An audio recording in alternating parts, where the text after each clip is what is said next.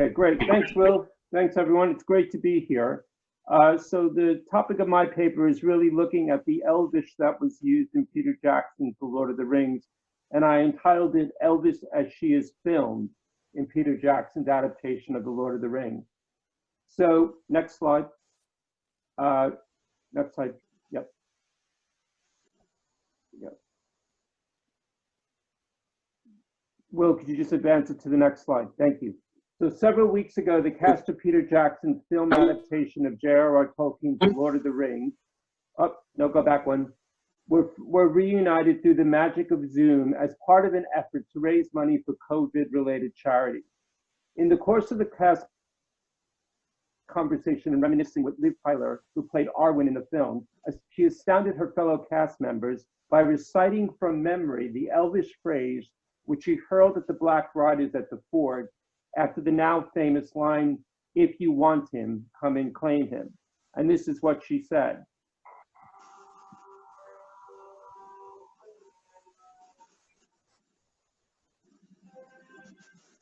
Oh, sorry. Sorry.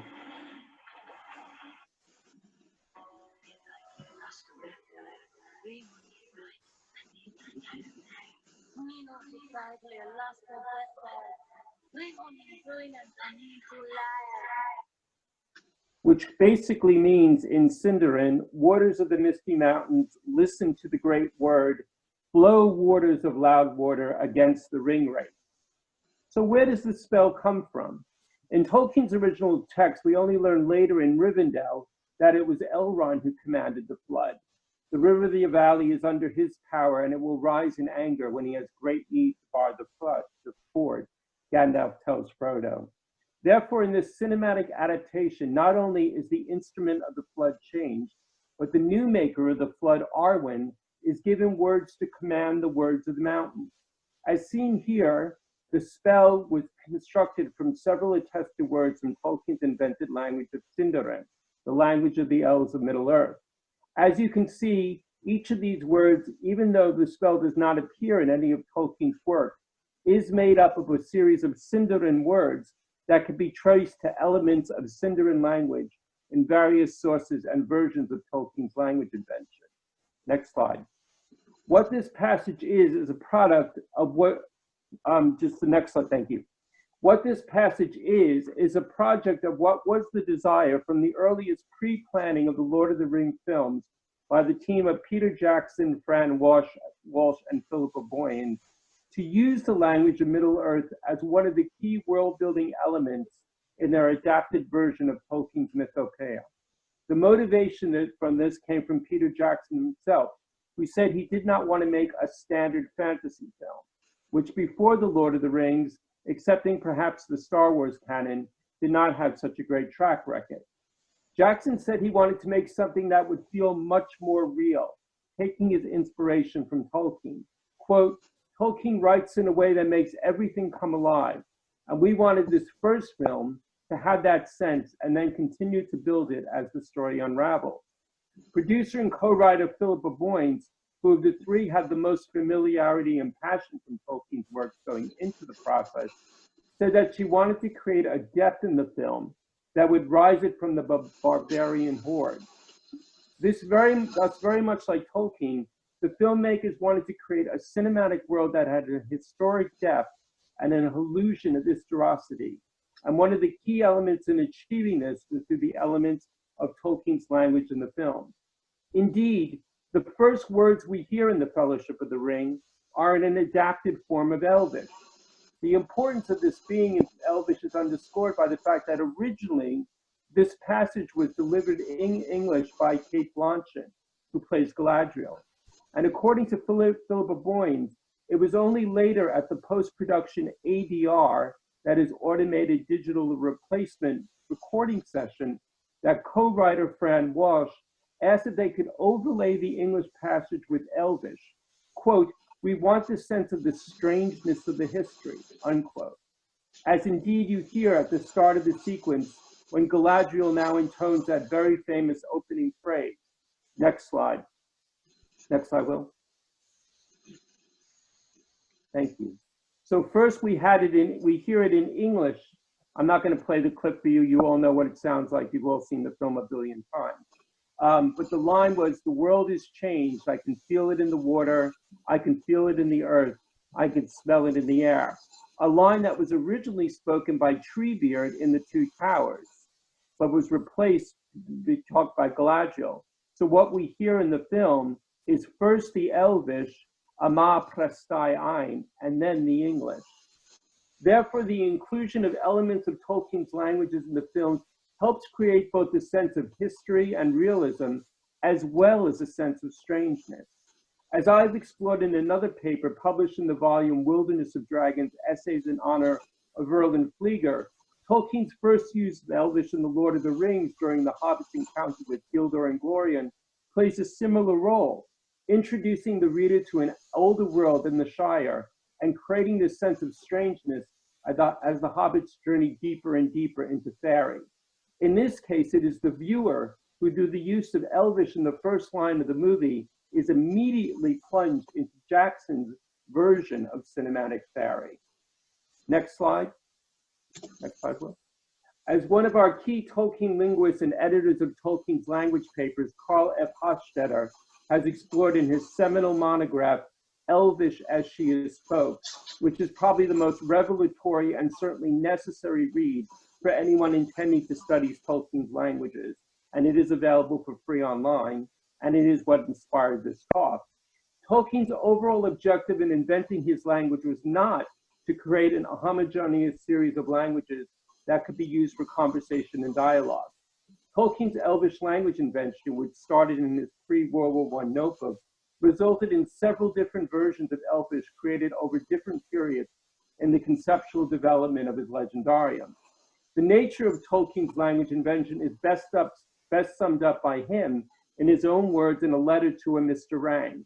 Quote, "It must be emphasized that this process of invention is a private enterprise undertaken to give pleasure to myself by giving expressions to my personal linguistic aesthetic, its taste, and its fluctuation." Hochstetter characterizes this body of Tolkien's language invention as, next slide, Will. The next slide, Will. Thank you. So you can see, I'm not going to read the whole passage to you, but you can see he's talking about the fact that it describes very different versions of language invention. Therefore, when it came to the adapting of Tolkien's languages for especially the dialogue of the films, the adapter would face a rather daunting task of working with a body of language invention that was neither consistent nor complete, and invented by a man who, when interviewed, said he wouldn't mind people knowing and enjoying Elvish, but not having people speak it. In his Tolkien in Oxford documentary, Tolkien said, "No, I don't want to have an afternoon talking to chaps. One thing, of course, is Elvish is too complicated. I never finished making it." Of course, given Hochstetter's characterization about the adapter of Tolkien's languages for the films would have a bit more to work with than, say, the recent adapter of J.R.R. Martin's Dothraki and High Valyrian from the Song of Ice and Fire text for HBO's Game of Thrones series. In this case, Martin had only invented about 50 words of Dothraki and a few phrases of High Valyrian, which the language inventor for the series, linguist David Peterson, had to craft into language dialogue that would fit into many characters speaking over extensive dialogue. Next slide, please, Will. The work of inventing these passages of Elvish and other examples of dialogue in various forms of Tolkien's languages fell to another linguist, David Salo, who read Tolkien's works when he was a boy and was fascinated by the languages. In interviews, he cites Tolkien's notes in the songbook The Road Goes Ever On to the Namadie and Elbereth poems as especially helpful in learning elements of the Elvish language, and I agree. Salo went on to study Latin, Greek, and linguistics at Macalester College in Minnesota. In 1998, he was one of the founders of the Elfing mailing list for Tolkien language enthusiasts. Based on interviews he has given, Salo seems to have become involved with the preparation for the movies when he heard that they were in pre-production. He contacted one of the film's artists and designers, John Howe, and offered his service and knowledge of the Tolkien's languages. Howe asked him to design an inscription for the sword sting in Elvish expressed in Tangwar, which you can see on the slide. Salo came up with the inscription, "They call me Sharp Point, I am a slayer of spiders." Howe then recommended Salo to Philippa Boyens to work on all the dialogue in the film that adapted Tolkien's languages, as well as inscriptions for props and documents, manuscripts that we saw in the film, and the Elvish lyrics for the movie soundtrack by Harold Shore. And of course, later on, he would do this again with the Hobbit movie. Salo did all of this via his email from home in Wisconsin. He never visited the set in New Zealand, and would make recordings of the dialogue, which would be sent to the team in New Zealand for the dialogue coaches to work with the actors on. And sadly, one of those dialogue coaches, Andrew Jack, who also worked on and appeared in the Star Wars film, just passed away due to coronavirus. The actual process of adaptation involved Salo being sent short passages of dialogue from the writers to translate. Salo stated that he never saw the whole shooting script and was only sent passages in batches. In describing the process he followed, Salo said that he understood the fluctuating nature of the languages Tolkien invented, and the fact that languages, for the most part, were not intended to be used as standard dialogue, as you can see in the quote on the slide.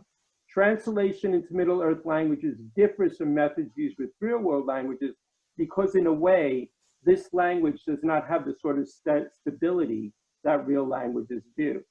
Even Tolkien was not a, quote, native speaker of the languages he invented. He would examine and sometimes change the structure of sentences he was translating. Next slide, Will. Thank you. So Salo arrived at the Elvish dialogue by doing three things when looking at the English dialogue translated into English. He would identify the key words in the sentence. He would rearrange them into a different order that would correspond to the structure of the Elvish, and he would translate the individual word. Now, when it came to step 3, Salo would be faced with a series of options. Either the actual words already existed in the corpus of Tolkien's language invention, which Salo could use. But what if the word did not exist in Tolkien's corpus? The process Salo said he would use to construct an Elvish word is quite interesting. In one interview, Salo said, quote, "He, Tolkien, gives little hints here and there. So you look at that and you look at the patterns and you extrapolate." In constructing any non-Tolkienian attested Elvish word, Salo said he would start by going, quote, "to the known roots and structures of the languages." For a word in Sindarin, he often looked at words in Quenya to see if there was a possible cognate. Like real-world languages, Salo said, Quenya and Sindarin have a mutual ancestor in common Eldari. For real languages that share a common ancestor, linguists can trace back from more recent forms and share a common ancestor. And of course, this is something that a lot of the 19th century historical philologists did, which Tolkien mirrored in his language invention, creating such things as, the next slide, Will, Tolkien's tree of tongues, as you can see here. Therefore, to invent the Elvish words that did not exist, Salo had to dip deeply into Tolkien's soup of language invention and employ some elven skill of his own to twist the language to his needs. In this respect, what Salo invented was one strand of a related body of language invention that has come to be called Neo-Elvish. It's Elvish, but not the Elvish of Tolkien. One of the key texts that has come from this practice is Salo's own A Gateway to Sindarin, published in 2004, which summarizes most of the reconstructive work he did for the film and has caused lots of dialogue and discussion and debate in the Tolkien language community, which is a topic for another paper. In his monograph, Hochstetter outlines two key methodologies Salo and his practitioners in Neo-Elvish used to work with the body of Tolkien's existing and known language invention. And I want to show two of these. Next slide, Will. So the first one is conflation, which is homogenizing and standardizing language materials from different phases of Tolkien's language invention. In a sense, it suggests that the dialogue being spoken by the elves in the movies consists of many historical different versions of Elvish. It would be as if you've spoken in English that had some Old English, some Middle English, and some Modern English in one line of dialogue. Fun, but confusing. A good example of this in the Elvish dialogue in the film is Salo's invention of the Sindarin word bow to create the obligatory "we need, it is necessary," as you can see here in this dialogue of Aragorn speaking to the elf Haldir in Lothlorien. So to translate this English word into Elvish, Salo went to Tolkien's 1938 etymology and found Tolkien's Proto-Eldarian root embau, which forms words having to do with compel, force, subject, or oppress. It's where we get the word Bauglir, as in Morgoth Bauglir from, tyrant. The entry also listed a Noldoran, not Sindarin word reconstructed as bui, which signify need. Salo, which included this conflation in the gateway to Sindarin. Noldoran was a form of Elvish invented by Tolkien in the late 1920s and 30s as the next chronological progression from his earliest Elvish language for the exiled Nodoli of Gnomish or Goldegrin, which he started inventing in 1917. It features heavily in the etymology, but it surely would not have been the Elvish language that Aragorn would have been speaking to Haldir, especially as the rest of the dialogue is in the Sindarin of the Third Age of Middle-earth. So again, it is a solution to finding a word not attested in Tolkien's language invention, but however it conflates two different conceptual periods of Tolkien's language invention into one sentence. Try slipping a Middle English verb into your next communication. Next slide, Will. The other methodology Salo used is reconstruction. Here, he would, by comparing two related languages and through rewinding the respective systems of sound changes, recover forms that once must have been shared through the parent language. An example of this is found in The Two Towers, in the dialogue at Helm's Deep between Legolas and Aragorn, where Legolas says, again using the Noldoran reconstructed word bow, Boahin nelid heriandan herignenik, which means, and they should be 300 against 10,000. Salo indicated that he constructed the Sindarin word for 100, herian, from the Quenya word haranwe, which actually means the last year of a century in the calendar of Numenor, as found in the Appendix D of The Lord of the Rings. So at the beginning of this paper, I stated that the cinematic adaptation of Tolkien's, next slide, Will. Tolkien's Elvish creates a sense of depth and strangeness, and clearly it does. However, based on several comments Salo has made in interviews, it seems he specifically had another intention for the use of Elvish in the film. In a revealing posting to the Elfing mailing list, Salo stated that, quote, the Elvish in the movies are addressed to the minority of viewers who know something about the languages. In another interview, as you can see, Salo kind of elaborated on this.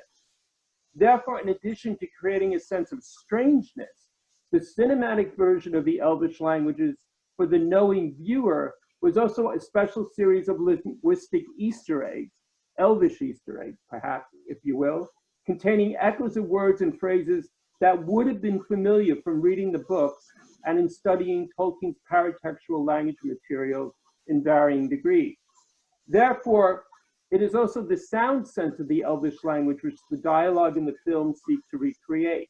Salo said that the Sindarin spoken in the film is, quote, an approximation of how elf speech might have sounded.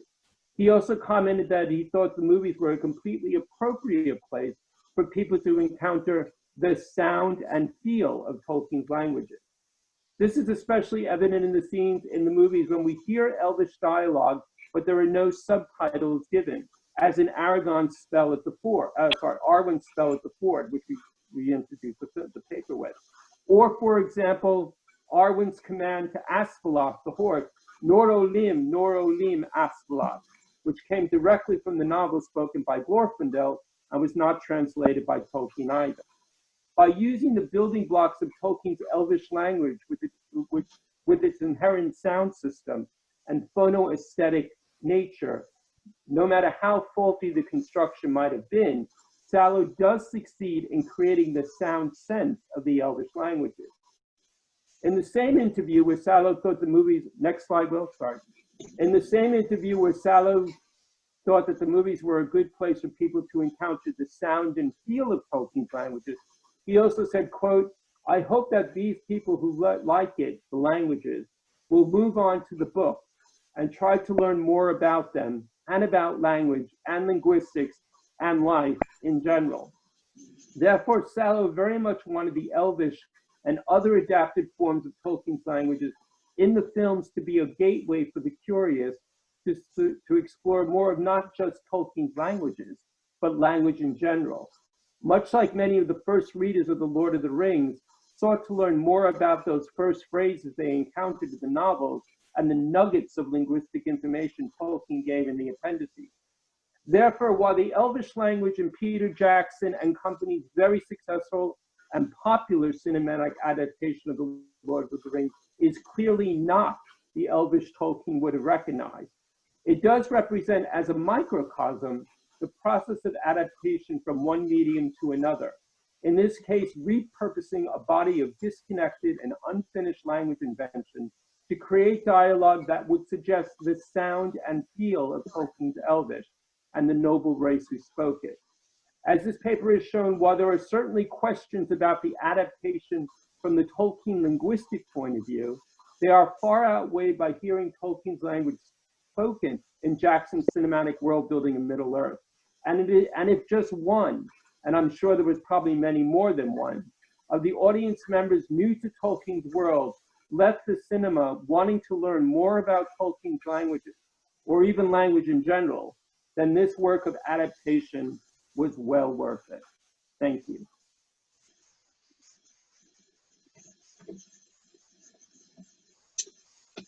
And thank you, Will, for the slide. There was a comment in there, Andrew, about saying next slide, Will in Elvish. It's an option. Okay, super. Thank you so much for sharing that, Andrew, and covering actually quite an interesting perspective on how Tolkien's languages have been adapted, changed to fit a new adapted medium as well. So really interesting take. Thank you. Obviously, now I would like to open this up to questions. So if you do have a question for Andrew, please make sure you are raising your hand. And there we go, straight away. So I'm going to allow Yvonne to talk. So Yvonne, over to you. You just need to unmute yourself.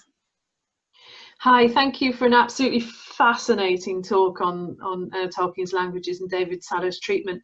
My question is, how do you think that Tolkien would have responded to David Salo's treatment of his languages and what he did with those languages in the film if Tolkien had been alive today? I mean, obviously, I think a lot of people would have said, you know, that Tolkien would have loved to have done it himself, but how do you think he would have responded to David Salo's treatment of his languages? I think that's a great question. I don't think he would be surprised in the interest, because even when he was, working on the appendices to the Lord of the Rings, he said, people want to know more about Elvish, they want a grammar. I think because Tolkien didn't think about his language invention as creating this one homogenized language. For him, it was more about the development and the progression of language, like he said in that quote, and it was a very personal thing to him. I mean, thank God we have it, and thank you, Carl Hofstadter and everyone, for publishing all of Tolkien's language papers.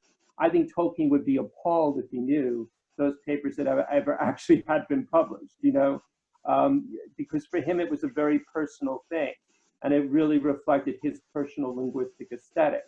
So I think, he did say about the movies it would be like filming Homer or something like that, and I think he probably could feel the same way about the use of the languages.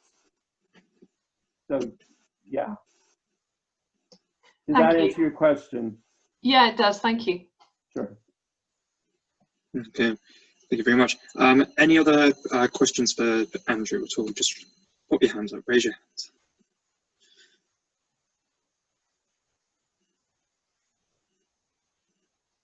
Okay. Well, Andrew, just one quick question that I had. It's not related to the Elvish so much, but considering in The Hobbit, obviously the language of black speech was expanded on significantly. I wonder if you could just very lightly touch on if there were kind of similarities or anything else that David Salo had to do for black speech in the Hobbit trilogy. Yeah, I mean, this paper was just on Elvis, but my plans are to do a whole series of explorations on the different languages. And I've been looking into the Black speech. He had a lot less to work with because Tolkien, I mean, we do have in Parma Elder Lumbaran 17, especially words and phrases of Lord of the Rings. We do have a good number of Black speech words besides just the ring inscription, you know, Ashnog, Sabbatical, Ashnog, all that. But he had to do a lot of linguistic kind of building for that. And I think what's interesting, what I've seen so far, though, is, and I think this is a good thing about Salo. I mean, there are lots of problems with Salo, absolutely, but he does go back to the roots. You know, he is aware, and Gateway to Cinder, and if it's got any merit, it's got a really good treatment of the different roots. He was very faithful to Tolkien in that respect. So if he has to construct a Black speech word that doesn't exist, he just doesn't make something up. He goes back to the, you know, the etymologies or the roots or things like that. But yeah, and Dwarvish is the other one that I'm looking at as well, which again, we have Khuzdul, we have a bit of, you know, again, in Moria, we get some and things like that. But he had to do a lot more work there as well. So those are upcoming, yeah, those are upcoming explorations in this area of linguistics, of adaptation.